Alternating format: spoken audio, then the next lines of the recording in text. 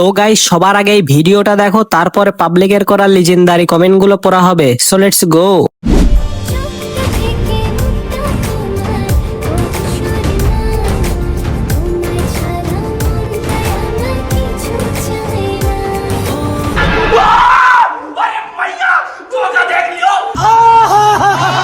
तो चलिए शुरू करते हैं।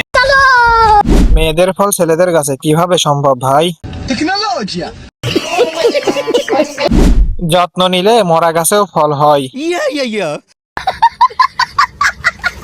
বেটা আক্তার বেডি। উপরের সাথে নিচের কোনো মিল নেই। টিপস দে, আমিও বানাবো, তাইলে আর বোর দরকার পড়বে না। আমার চোখ আসলেই সরে না ওখান থেকে। तू समझा?